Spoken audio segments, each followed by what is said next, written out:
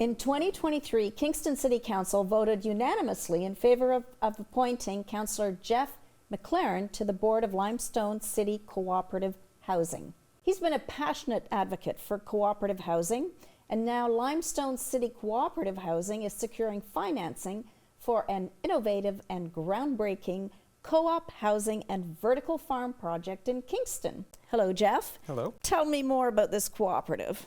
So we are trying to rethink how we think about housing, food production, and climate change adaptation. The co-op itself is going to be producing food for more than its residents, 3 times more.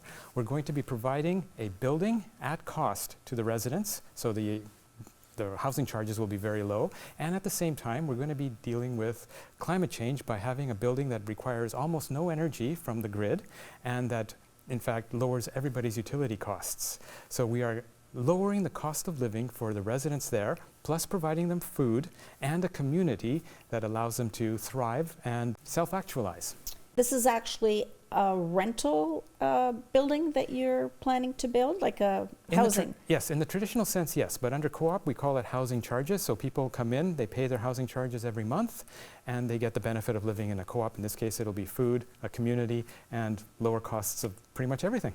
Okay, so if they're renting an apartment, how does that work with producing food? As a condition of joining the co-op, you have to volunteer a certain amount of hours every week. The amount of hours will depend on how much food we're producing, and we expect it'll be about 4 hours a week per household. With that 4 hours contributing to the co-op, that will cover their food, their basic foods, the ones that we can grow. It'll also provide the costs of maintaining the building in perpetuity, or at least for the next 200 years. And if they don't follow, if they're not part of the co-op, then they can't really be there. That's how a co-op works. Okay, but this sounds very ambitious. Where's all this money coming from, and how are you raising money to build? There are several pieces that have to come together. The first and the very biggest one we just got before Christmas. It was the best Christmas present ever. Canada ICI and the local broker for the Dominion Lending Centre came up with $100 million, or more precisely, 95% of the total build cost for the residential portion. We feel that we're about $20 million short.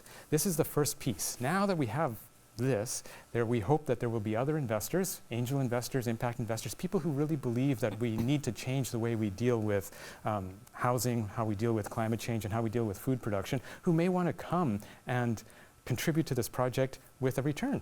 And when we do that, if we can find that last 20 million, then we're golden, we're ready to build. Okay, so you're looking for corporate partners. Yes. In this venture. Corporate partners, anybody who's wealthy and believes in the cause, anybody who wants a return on their investment. So they would get a return based on the rents that you'd be bringing in? That would be one thing. So first, to secure it, we need to buy the land. And then we need to upzone. Do you have a location in mind? Yes, 900 Division Street. The city has declared that for us for a period of time, and we need to get our financial ducks in a row.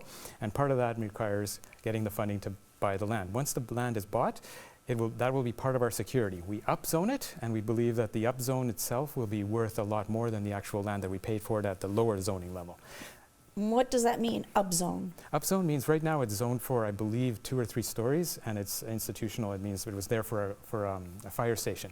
But if we zone it up to 12 or 14 stories, then the value of what can be built on that land increases. And we want preferably 14 stories, but whatever planning lets us have. If it were to fail, this would be the collateral that the investors would get back, an upzoned piece of land that is worth more than they paid for it. However, we hope that doesn't happen. We hope that means that when it's built, yes, the residential portion over the next 50 years will cover the short-term investment that was there to help buy it. And you are planning to build currently how many units? 248 units. And apparently this is for mixed socio-economic Yes, groups. The whole range. What does that mean? So anybody from 99 or 110 to newborn kids as part of a family from anywhere in the city. Essentially, the most important thing that we're looking for is people who are community-minded and willing to contribute to the co-op. If you're willing to do that, you can come in. So would rents be geared to income and financial circumstances? There will be some of those because CMHC requires that certain priority groups have that. Some will be below market rents, at least 80%, perhaps more, and some might be close to market rent depending on your ability to pay. The idea is to mix the entire socioeconomic group. And you're focusing on certain priority groups? From what CMHC has told us, we are looking for women fleeing domestic violence, so we will be approaching people like Dawn House or Interval House if we want to form a partnership. Also people with developmental challenges, so Luke's Place Kingston as well as Extend a Family Kingston, we've approached and we are in talks for a memorandum of understanding. This cooperative, part of the plan is to have a vertical farm project. What is a vertical farm? Vertical farm is essentially gardening brought indoors, so that it's independent of the weather. By making it independent of the weather, we can control when things grow and when they are harvested, so that we can maintain a constant production cycle, being able to feed people as needed without having to have huge storage components and compartments, because things that are growing don't need to be frozen. Then we harvest them as they're needed, and surpluses can either be given to food banks or to farmers markets at the Memorial Center, or sold. So the residents in the building will also be contributing to this vertical farm? Yes, that is a condition of joining the co-op, a certain amount of time spent benefiting the co-op. And those residents will also be able to take advantage of the food they grow? Exactly. That's what we call attainable housing.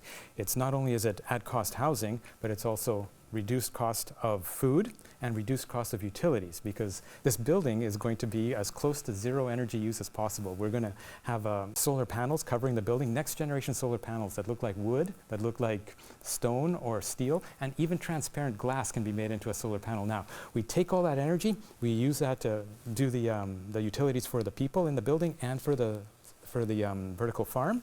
And if the numbers work out right, and we are very confident that they're very close to getting to the 0 point, we will have a building that is self-sufficient in energy use, in food, and very low cost in terms of housing charges.